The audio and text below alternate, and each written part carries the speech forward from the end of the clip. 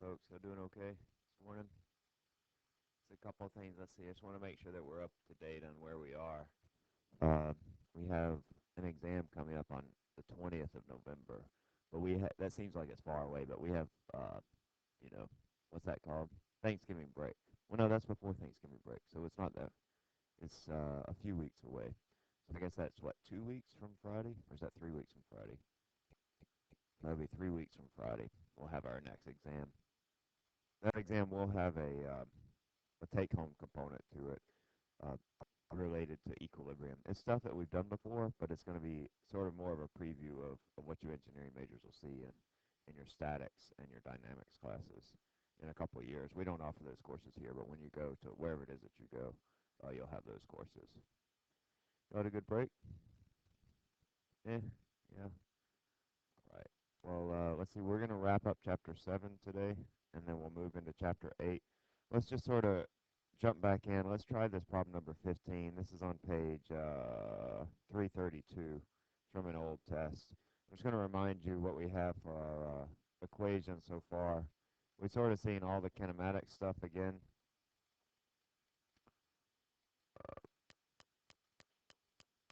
But you can go and turn to 332. Is that what it said? 332? Yeah, 332. This is a pretty basic kinematics problem. But just remember that we have our two kinematics equations where before we had x, we now have theta, or before we had omega, we now have, pardon me, or before we had v, we now have omega, and before where we had a, we now have alpha. And we also know that these are related, these angular quantities are related by the linear quantities in this way.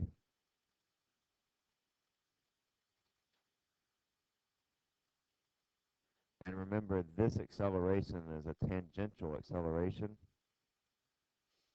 But when I have something moving around in a circular path, I also have a centripetal acceleration. So in this case, if I have an alpha, that means that it's speeding up as it goes around. The rate of angular velocity is increasing or decreasing. It's changing. And then so we had our kinematics equations, omega equals omega naught plus alpha t. And then also theta is omega naught t, 1/2 alpha t squared. And these are all based on our definitions for omega and alpha. Omega is the first derivative of the position, and alpha is the second derivative of the position, or the derivative of the velocity.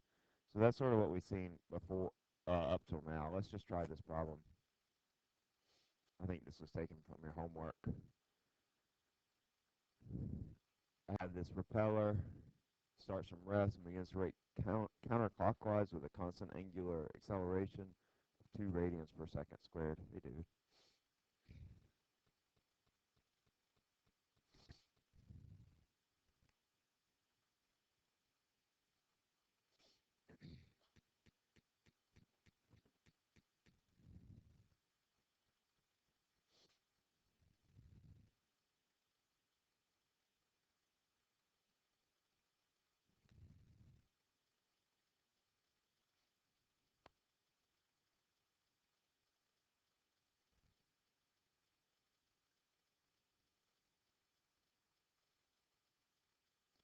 Probably the kinematics that you'll see in the exam will be a simpler problem like this, as opposed to a more complicated problem like we worked last time where we had to do the substitution. I think that was number 5 in the homework,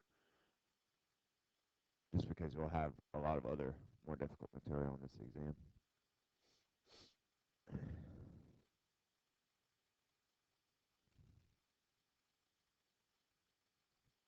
Hey, James, how you doing?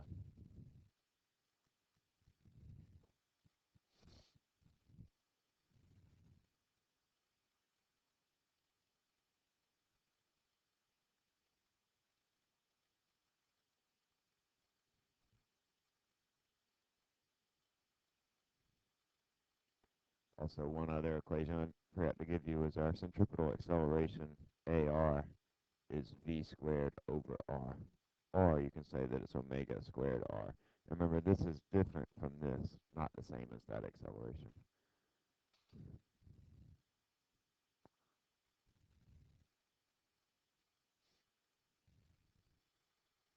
Give you a couple more minutes and I'll jump in there.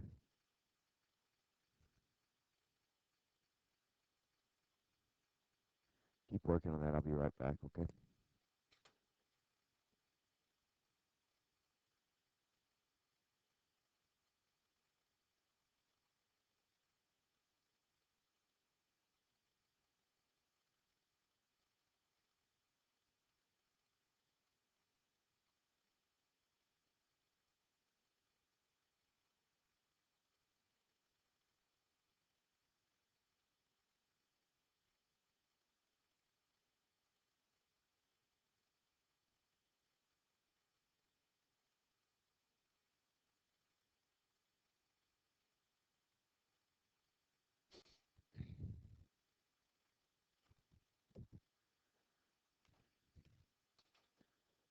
Okay, folks, let's see. Y'all have a time for it to reach 8 radians per second.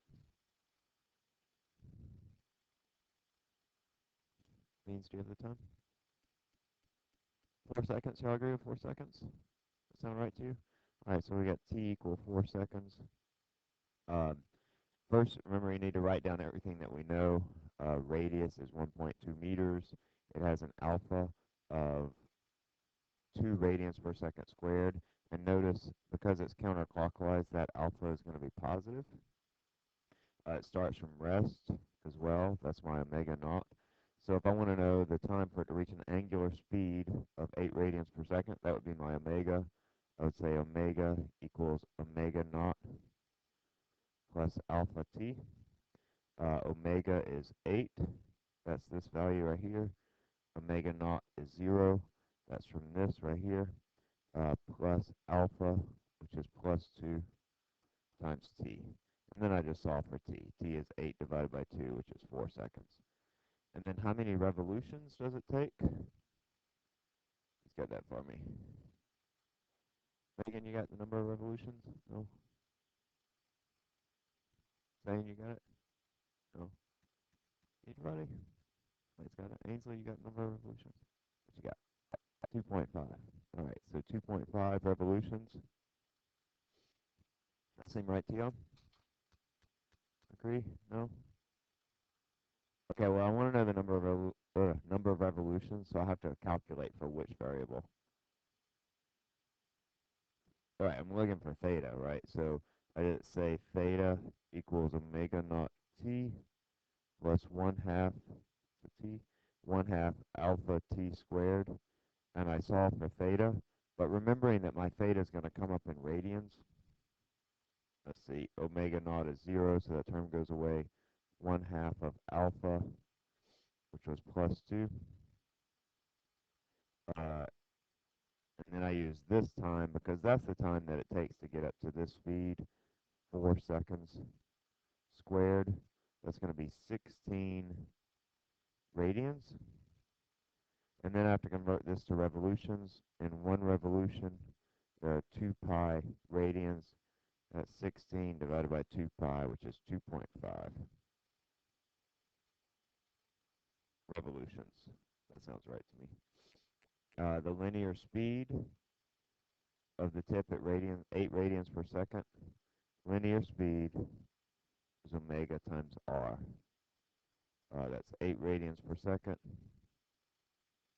times the radius. See, the radius was 1.2 meters. 8 times 12 is what, 96? So it's 9.6 meters per second.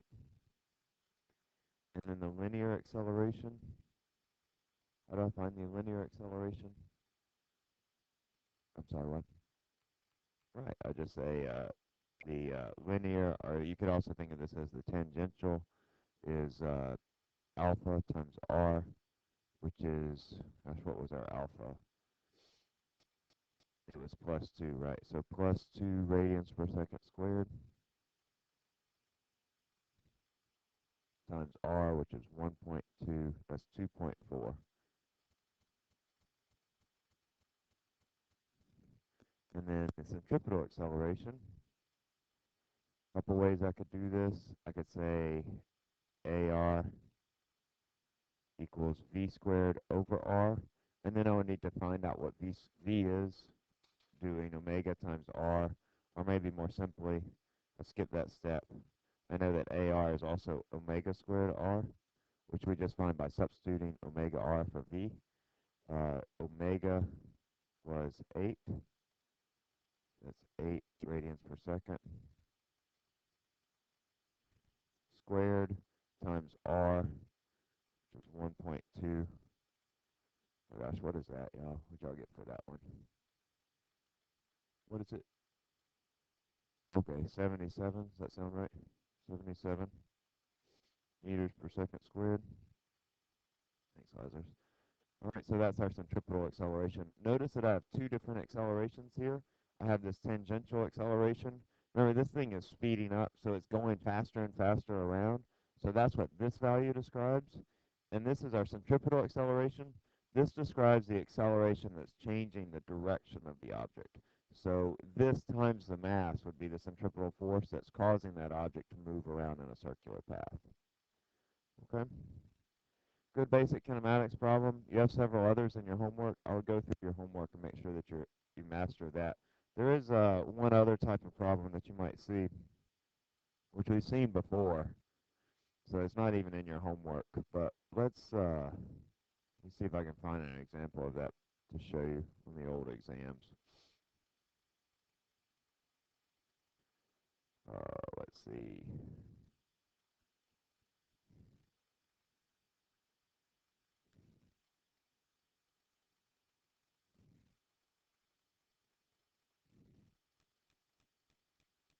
Oh, that's the same one, isn't it?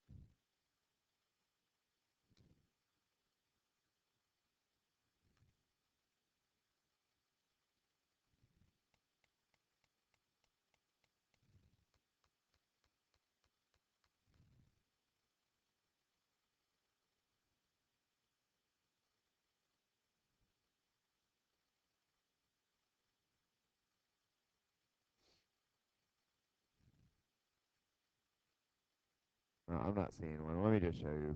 I could also give you a function for theta, where I would say that theta is equal to, I don't know, 3t plus 4t squared or whatever, and ask you what is the velocity or the acceleration at particular times. You would need to find the omega function. So if I wanted to find omega, like I could ask you what is the acceleration, the angular acceleration alpha, what is the velocity at a particular time. I don't know, let's say t equal 1 second, stuff like that. We've seen this in chapter 2, and this is just based on the definitions of our velocity and our acceleration. That alpha is d omega dt, that omega is d theta dt. So I mean, if I gave you a function, how would you approach this? How would I find the velocity at a particular time, for example? I would just take the derivative of that. So don't forget how to take the derivatives of these simple polynomials. So if I wanted to find, say, omega, omega is d theta dt.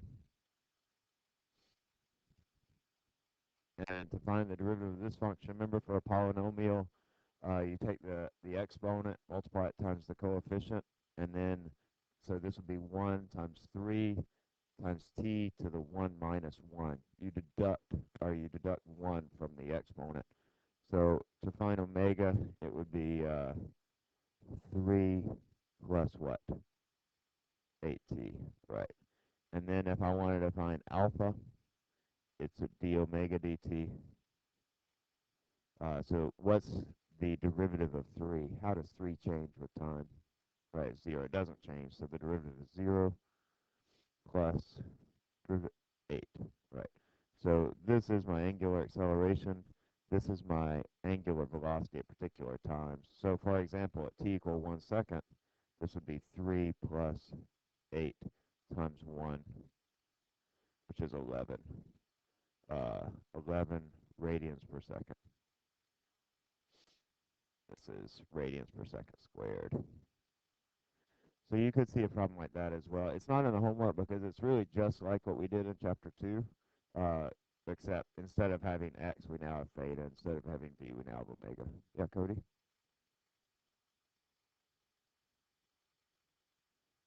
Okay, good question. I'm not sure that y'all fully comprehend that. So if I have an object that is speeding up, if I have an object that's speeding up as it's going around, so that means that omega is increasing, then it has a tangential or an angular acceleration. So if omega is changing, going up or down, then it has an alpha that's non-zero. That's sort of as we think about acceleration. But then in addition to that, if I have something that's moving in a circular path at a constant speed so that its alpha is zero, right? Because if omega is not changing, that means that alpha is zero. But if it's moving at a constant speed, that still means that its velocity vector is changing in direction. Because if its velocity vector is changing direction, then it's still going to have an acceleration. So that acceleration describes, excuse me, that acceleration describes how that velocity vector is changing. So it has an acceleration. Let me write that down. So if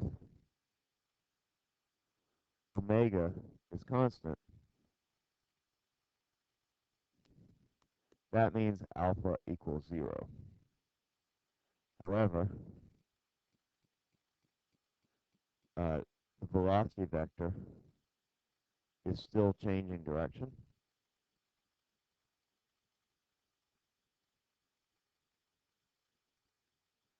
So the acceleration AR is greater than zero. So if omega is constant, alpha is zero, that also means that A tangential equals zero. It's not changing its angular speed. It's also not changing the magnitude of its velocity is unchanging. However, the velocity vector is still changing its direction. It's always changing direction. I have an object, it's moving around.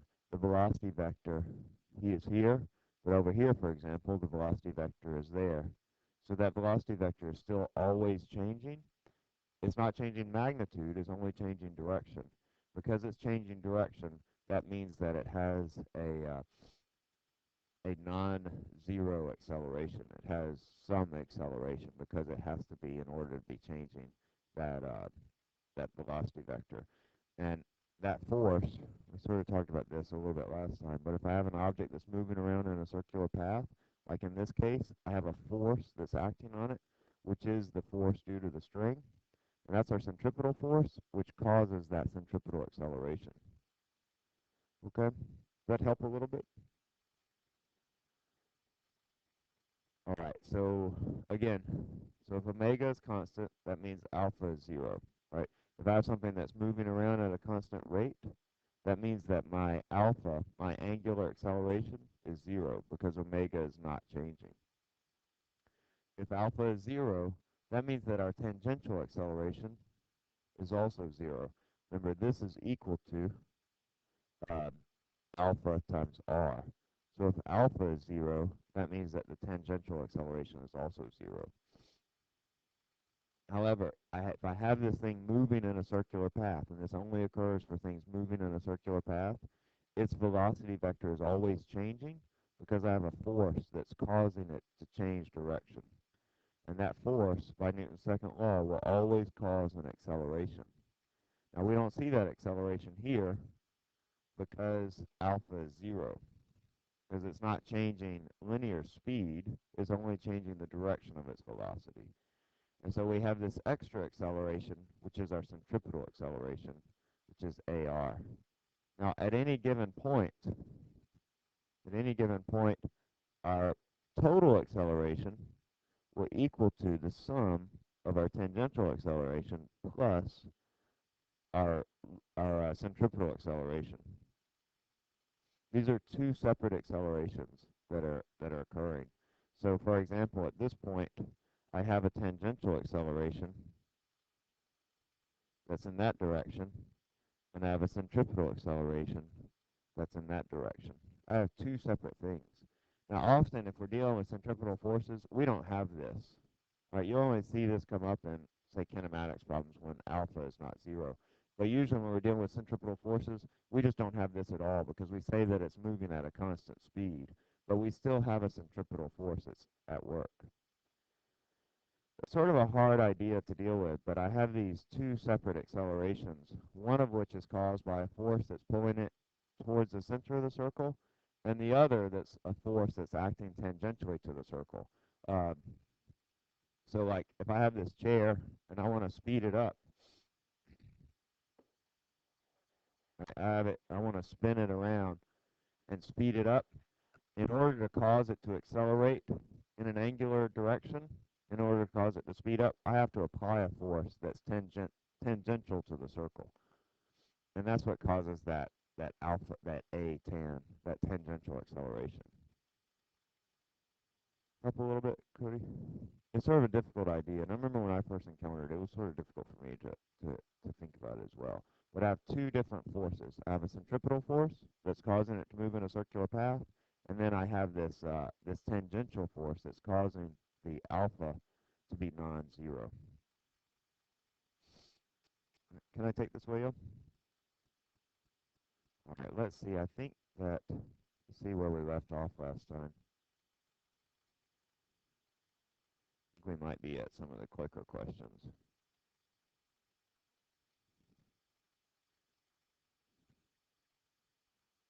Did we do this problem? We did not, did we? Let's try this one. Remember I told y'all last time that a centripetal force is always going to be a force that's at work in the problem. So in this case, I have a truck that goes around a flat curve and has a certain speed. I have this object, this truck that's going around a flat curve like this. I have some force that's causing it to move in a circular path. What is the force in this case that's causing this truck to move in a circular path? Is there a rope tied to the truck that pulls it into a circular path?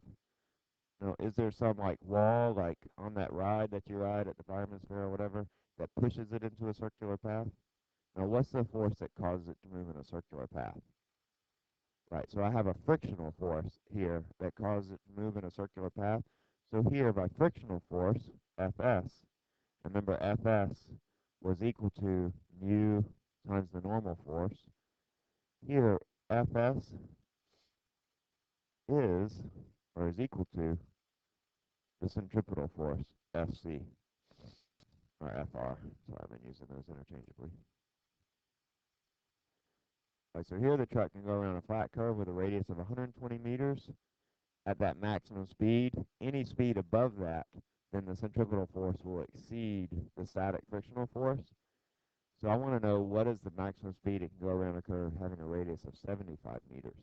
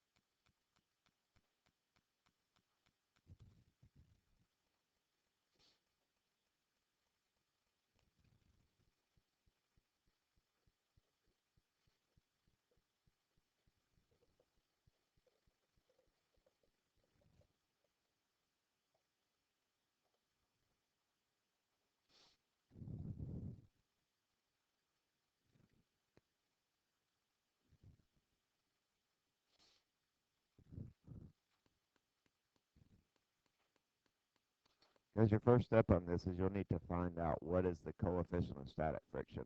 So you already have some data where you can find that coefficient of static friction between the wheels and the road. And then, once you do that, you can find the maximum speed for a radius of 75 meters.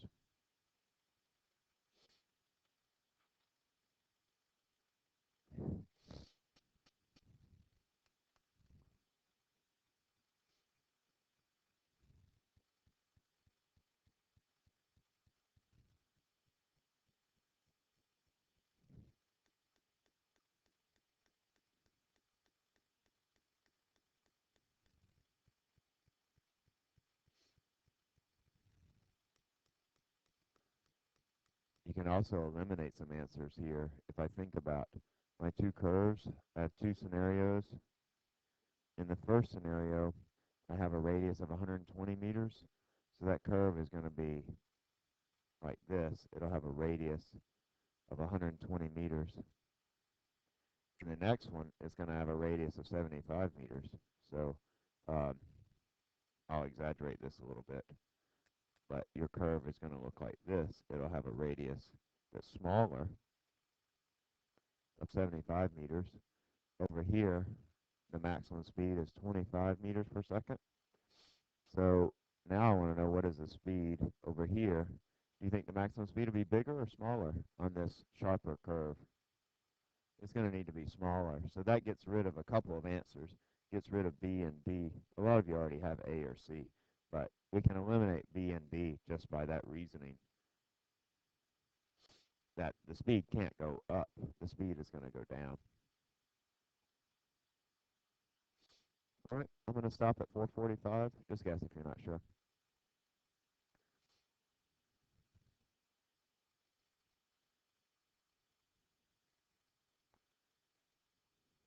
All right, let's see. I'm going to erase this. I'm not sure what the answers are. Y'all are pretty evenly split. Or it looks like most of you put C. Let's see. See if that's right. So my first step is to find mu. I know that Fs is equal to mu times the normal force. Because it's a flat curve, my normal force is just equal to m times g, and that's equal to mv squared over r. Notice that my masses cancel. That means that on a curve, this maximum safe speed is true for any car. So it doesn't matter if you're like a VW Bug or if you're like a big Dodge Ram pickup truck. It doesn't matter about the mass. Your safe speed will still be the same. I need to find mu first. So I say mu is equal to v squared over gr. Does anybody calculate for mu? Or do you just substitute it in? Anybody know mu? The coefficient of static friction? 5.2? No, that can't be right. Let's see, so it's going to be 25 squared over 10 times r, which is 120. That seems big. Let me try. 0.52. Anybody concur with that? 0.52. Yeah, that sounds right. 0.52. All right, so now that's the coefficient between the tires and the road. Now, of course, that changes if the road's wet or your tires are slick or whatever, but sort of typical tires, typical road is 0.52. And then I can take the same thing up here, and I want to solve for V. V is equal to, let's see, mu G cross multiply with R, mu GR, take the square root. And I'm betting that's going to equal to 15, is that right?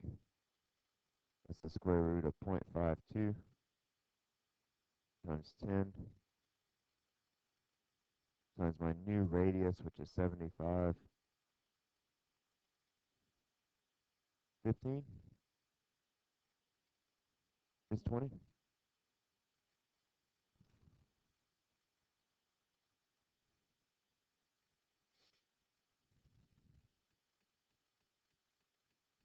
Yeah, 20. All right, so A is the right answer. All right, so yeah, A. That is right. Y'all agree with it? Okay, I'm not sure why 15. I don't remember. Was that they'll make some common mistake there, or are you just sort of guessing? Not sure. I don't remember if that was a common thing. All right. Let's see, that's all of chapter 7. We have kinematics, which is a lot like what we saw in chapter 2, and then we have this one sort of kink thrown in with centripetal acceleration. Um, I do want to, let's work through one more problem. You have a blank page on 223. Let's say that instead of, up till now, we've just dealt with, where's my ball? With an object that is traveling in a horizontal direction like this. And in this case, your centripetal acceleration is the force in the string, And so my tension in the string will always be constant. It'll always be the centripetal force that causes the circular motion. However, I can have another case where I have something like this, right? And in this case, what causes the centripetal motion? Right, not just the tension in the string, but also the gravitational force on the ball. So let's look at this where we have two different scenarios at the top of the swing and at the bottom of the swing, and we'll figure out what is the tension in both cases. So let's say that I have this ball, it's traveling around. Let's give it a radius equal to 2 meters and an omega equal to I don't know, 3 radians per second. And I want to know what is the tension at the top, Ft at the top of the string, and what is the tension at the bottom of the swing. I want to know both of those. Now,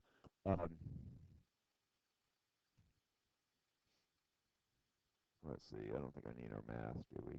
I can draw my forces that are acting on this. Up at the top, I have the force weight of the object, and I have the tension in the string, Ft. So at the top, I can write this. I can say that the sum of the forces equals m times a. Now, this has a constant angular acceleration, so that means that my acceleration here is going to be my centripetal acceleration, ac. The sum of the forces will equal to the force weight plus the tension equals to the mass. I guess I won't need the mass. We'll say that it has a mass of 4 kilograms times v squared over r. Or I could say m omega squared r, and I'll do that here because we know omega straight up. I can do either one of those, mv squared over r or omega squared r. Ainsley?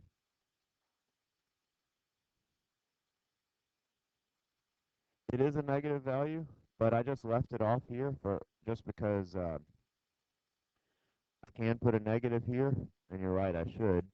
However, I also know that my centripetal force is also a negative, so I just left it off because they both become positive. The reason I know my centripetal force is negative is because the centripetal force is always towards the center of the circle. So my acceleration here, AC, is towards the center of the circle. And so it's a negative value. Is it okay with you? Yeah. The reason is that the centripetal acceleration is always towards the center of the circle, so it's going to be pointing down. All right, so let's see. I want to know the tension, Ft. So it's going to be m omega squared r minus the weight, which is going to be 4 kilograms, omega squared, which is 3 radians per second squared, the radius, which is 2 meters, minus 40 newtons. So let's see, that's 4 times 9 is 36, times 2 is 72, minus 40 is 32 newtons. So in this case, my tension is 32 newtons. At the bottom, I have a similar situation. So when my ball is here, my weight is in this direction, my tension is in this direction. And so we do the same as we did before. We do the sum of the forces. We all go ahead and do that and try to solve for what is the tension. You're doing the same as you did up here, except now when you write the sum of your forces, it's going to come out a little bit differently. So be careful with your signs. In this case, on the bottom, the centripetal acceleration is going to be positive, and one of your forces will be negative.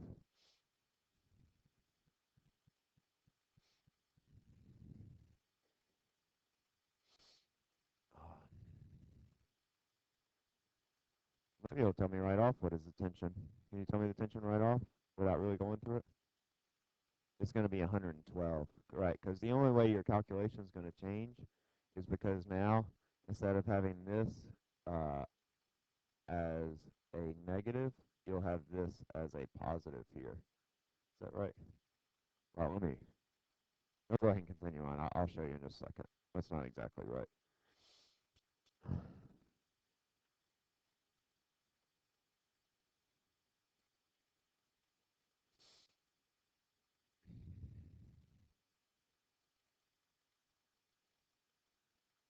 Well, that is right, actually, but for the wrong reason. But y'all go and continue on. I'll show you.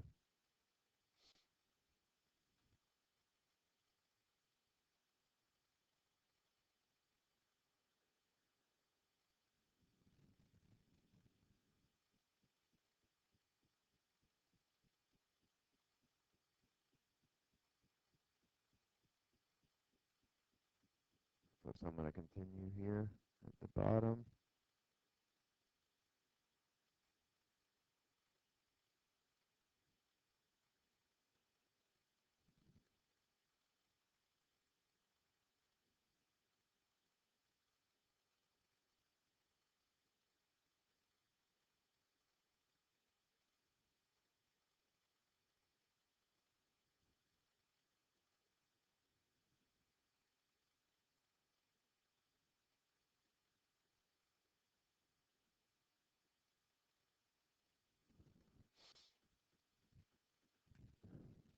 So it should look something like this. The only thing that's changed is the signs here, uh, where my weight is negative and my tension is positive. Whereas up here, as Ainsley pointed out, they were actually both negative, and we just sort of dropped that negative because it canceled out with the other side. All right, also making note here that my centripetal acceleration is positive, so that's why I don't lose that negative like I did before. Okay, be okay with that if you saw it on the test? You could see something like this, something where you're finding the centripetal force and understanding where the centripetal force comes from. All right, also note here, said this, but our centripetal force is not a single force in this case. It's actually uh, a sum of forces or a difference of forces. You could also have maybe just a component of a force that's acting. If you look back through the old test, you'll see something like that. For example, if I have a car on an inclined plane, as it travels around, the centripetal force here is towards the center of the circle. It's some component of a force. It's actually a component of the normal force that's causing it to move in a circular path. So in this case, the centripetal force is a component of the normal force.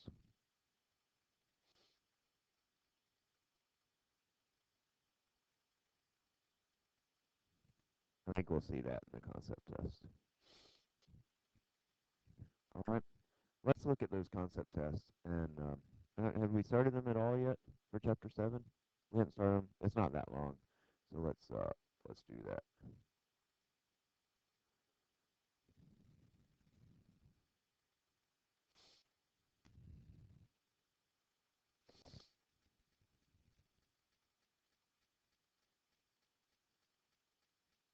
All right, so Bonnie sits on the outer rim of a merry-go-round, and Clyde sits midway between the center and the rim. The merry-go-round makes one complete revolution every 2 seconds. Clyde's angular velocity is what? Is his angular velocity the same as Bonnie's, twice of Bonnie's, half of Bonnie's, a quarter of Bonnie's, or 4 times Bonnie's? They're on the same merry-go-round. This is a rigid body. Remember our definition of rigid bodies. And it's rotating around at an angular speed, omega.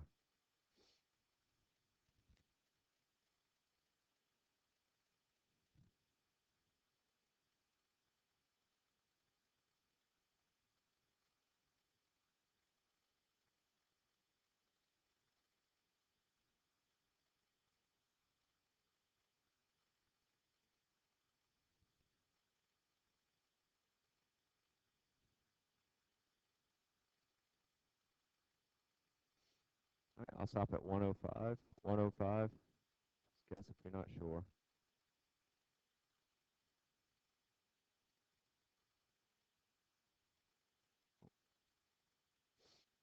Let's see. It's going to be the same as Bonnie's. Remember, this goes back to our definition of Rigid bodies.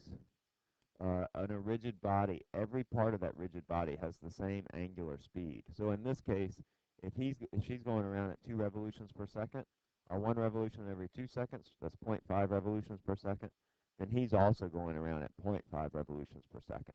Let's see, a lot of you put we put C, is that right? Yeah, a lot of you put C. Half of Bonnie's. Um, Kyle's angular velocity is half that of Bonnie's because the radius is half. That's not really true. What you're thinking about is the linear speed, and actually the linear speed, well, we'll get to that in just a second. Their angular speeds are the same because of the way we define a rigid body. So in this one, um, Bonnie and Clyde are going around at a constant angular speed. Which one has the larger tangential velocity, the larger v?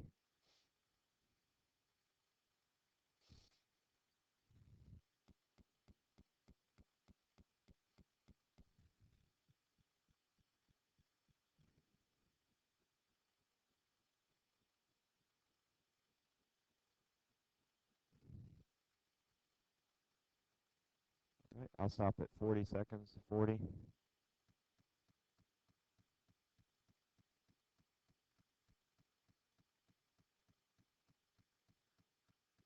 Okay, very good. So this is what y'all were thinking on the previous problem, that the one that's at a farther radius out will be going faster, right? Because Bonnie, she's covering a much greater distance on the outer rim of the merry-go-round than Clyde, who's halfway by. And remember, our V here is equal to omega times R. So even though they have the same omega, the one with the bigger radius will be traveling faster. So yeah, B is the right answer, Bonnie. She's at a bigger radius. Suppose that the speedometer of a truck is set to read the linear speed of the truck, but it uses a device that measures the angular speed of the tires. And that's what your car does. It doesn't measure the linear speed of your car, it measures how quickly do your tires turn around in a given amount of time, and then it converts that to a linear speed. Uh, but let's say that you put larger diameter tires on it, so you had 15-inch, you put 17-inch tires on it. How does that affect the speedometer reading? Does your speedometer read a higher speed than your actual speed, a lower speed than your actual speed, or does it still read the true linear speed?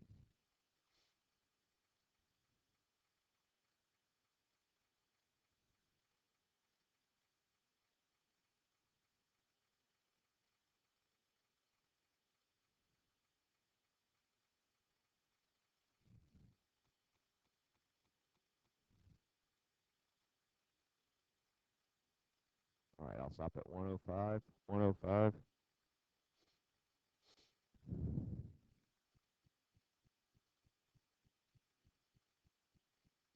Okay, V is right. Remember that V is equal to omega R. So if I increase my R, if I make that bigger with the same omega, then I'll have a bigger speed.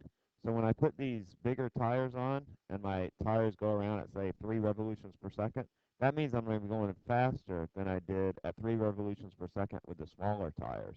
But your speedometer still thinks that you have those same size tires, so it's going to read a lower speed than when it did when it thought that you had 15-inch tires. So your speedometer actually read a lower speed than your true linear speed. You can account for that in your car if you get bigger tires. Uh,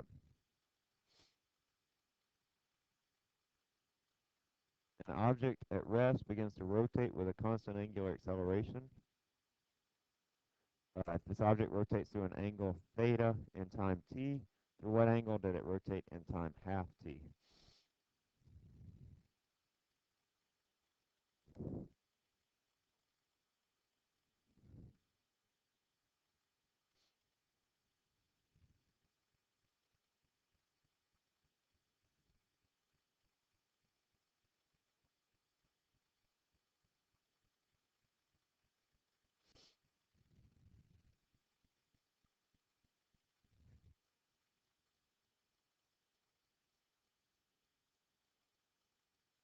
I'll stop at 45, 45.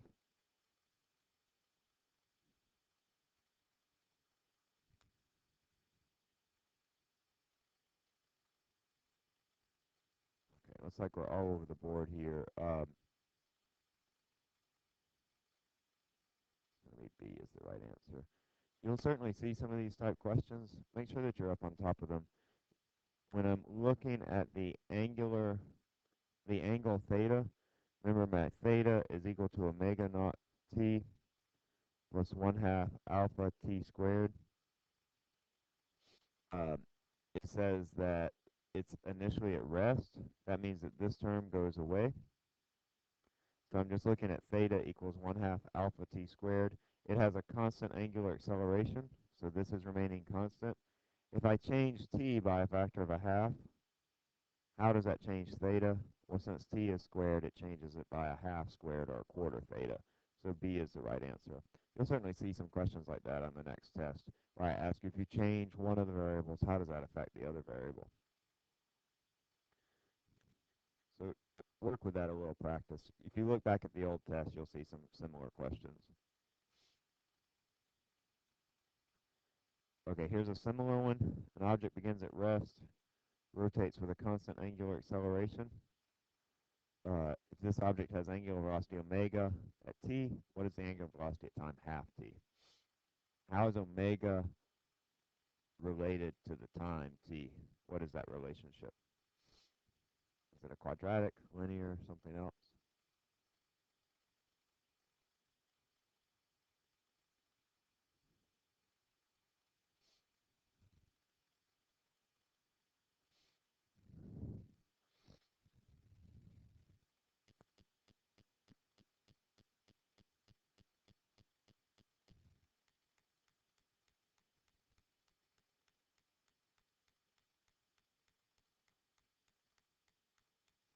I'll stop at 1 minute. 1 minute.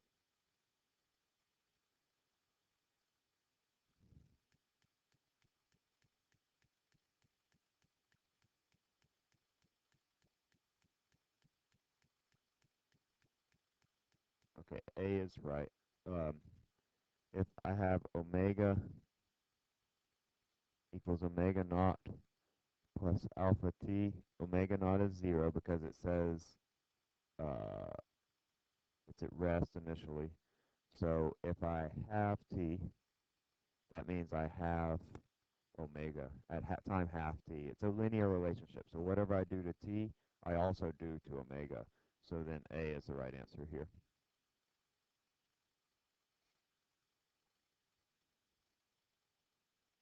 The fan blade is slowing down. What are the signs of omega and alpha? And notice that it's going in the clockwise direction. Remember that if we have clockwise direction, that's negative. Counterclockwise is positive. And then think about the signs of omega and alpha. What does that mean about omega and alpha if the blade is slowing down? This object is slowing down. So what does that say to us about the relative signs of omega and alpha?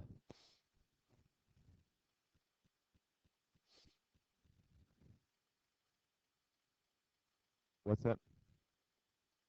Well, think about it. Not necessarily. If it's slowing down, what does that tell you about the relative signs of omega and alpha? Now, it is true that this thing's moving in clockwise direction, so that means omega is what? Positive or negative? It's negative. So it has a negative omega because it's moving in the clockwise direction. What does that tell you about alpha? What is alpha? I'll stop at 110. 110. So a few more seconds. Just guess if you're not sure.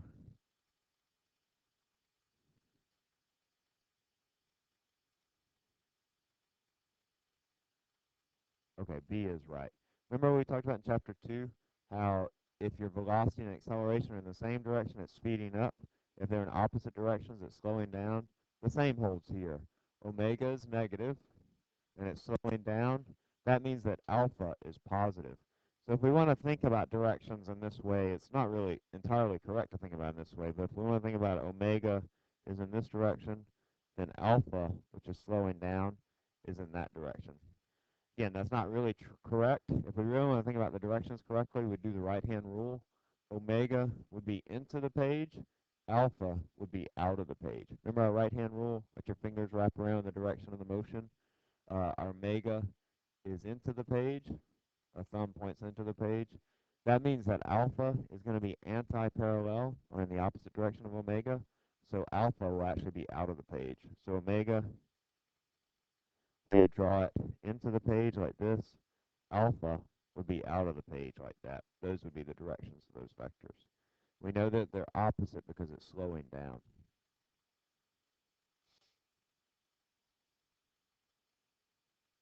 What rate is 5 revolutions per second? Just convert that to radians per second. 825 here, right? Is that right? 825? Sorry, can y'all can't see that, can you? I'm sorry, I changed the colors on this. This is 3.2, 1.6, 16, and 31, all radians per second.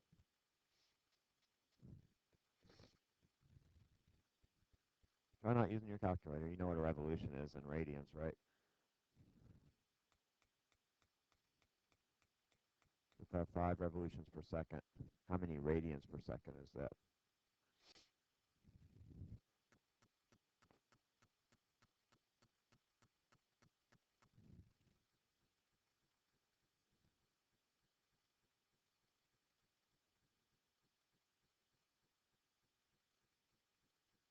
Okay, looking pretty good so far. I'll stop at 105. 105.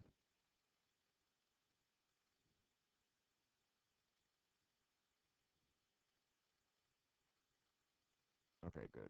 B is right. I do this conversion, 5 revolutions per second. You'll probably have a simple conversion like this. 1 revolution, 2 pi radians, but 2 pi is approximately 3. 2 times 3 is 6. 5 times 6 is 30. So you can just estimate it. It's 31 is the right answer. And consider a child who is swinging. As she reaches the lowest point in her swing, which of these is the case? The tension is equal to her weight. The tension is equal to her mass times acceleration. Her acceleration is downward. 9.8 or none of these will occur, or something else.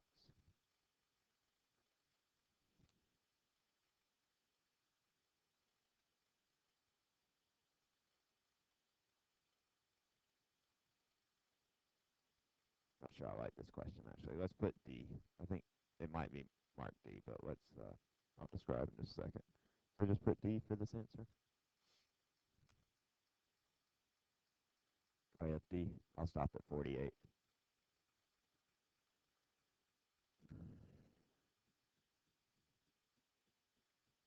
Okay, good. D is right. Remember, this goes back to that previous problem.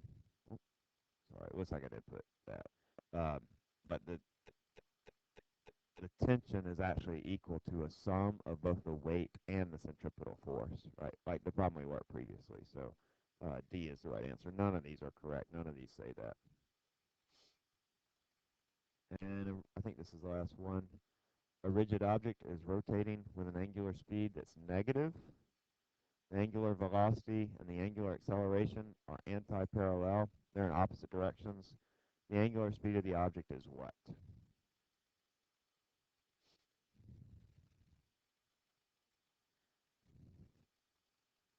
So omega is negative. What does that tell us about the direction? They're anti-parallel. What does that tell us about the speed? Is it increasing or decreasing?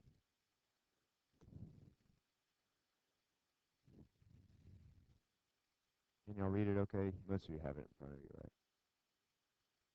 All right. I'll stop at 45, 45.